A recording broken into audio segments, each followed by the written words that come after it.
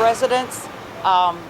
یہاں کے رہائشیوں نے ابتدا میں واقعی ہماری قدر نہیں کی کیونکہ انہوں نے سوچا کہ ہم کچرا ہیں. میرا مطلب ہے آپ اپنا کوڑا ہمارے پاس لاتے ہیں لیکن ہم کچرا نہیں. Bring your trash to us, but we're not trash. کوڑے کرکٹ کی صنعت میں طویل عرصے سے کام کرنے والی دنیتا گلن کا کہنا ہے کہ اب اس سوچ میں تبدیلی آ رہی ہے. وہ ریاست ورجینیا میں کچرے کے ٹرانسفر اسٹیشن میں کام کرتی ہیں جہاں کچھ ملازمین کووڈ-19 کی وجہ سے کام پر نہیں آ رہے.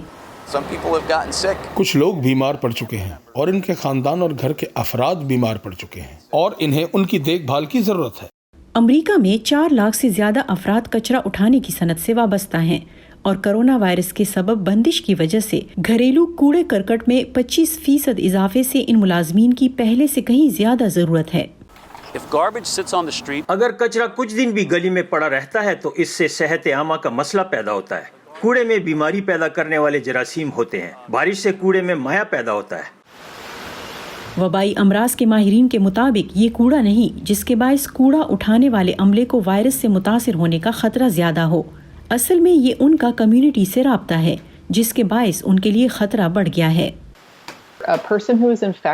اگر کوئی بیمار افراد کھانسے، چھینکے، بولے، گائے یا ان میں سے کوئی بھی عمل کر رہا ہو تو اپنے سانس کی بوندیں دوسروں کو منتقل کر سکتا ہے، حتیٰ کہ چھوٹے چھوٹے قطرے بھی جنہیں ہم ایروسول کہتے ہیں.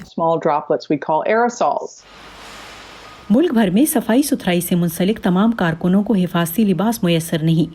کوڑا کرکٹ اٹھانے والی ملک کی دوسری بڑی کمپنی ریپبلک سروسز کے ملازمین نے غیر محفوظ حالات پر احتجاج کیا ہے.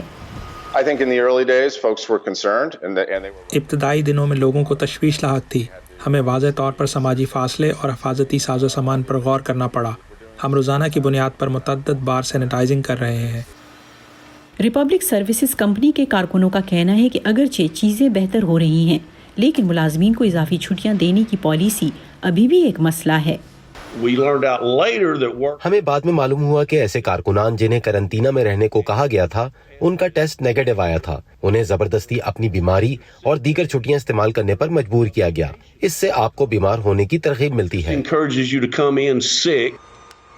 یونین یہ بھی چاہتی ہے کہ یہ کمپنی وائرس سے متاثر کارکنوں کی تعداد کے بارے میں زیادہ معلومات فراہم کرے. انتہائی ضروری ورکرز کے حامیوں کا کہنا ہے کہ بیمار ہونے کا خطرہ مول لینا صرف شکریہ ادا کرنے سے زیادہ کا مستحق ہے.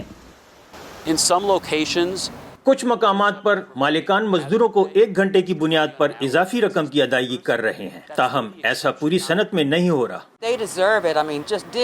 میرا مطلب ہے کہ وہ اس کے مستحق ہیں. یہ روزانہ کی بنیاد پر بڑی تعداد میں ٹریفک سے نمٹنے کے بارے میں ہے، نہ صرف یہاں کے رہائشیوں کے ساتھ بلکہ کمرشل سامان لانے لے جانے والوں کے ساتھ بھی. اور کبھی کبھی یہ بہت خوشگوار نہیں ہوتا.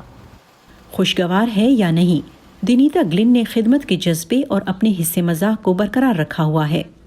ویرونیکا بلدیراس اگلیسیاس کی رپورٹ کے ساتھ نیلوفر مغل، وائس آف امریکہ.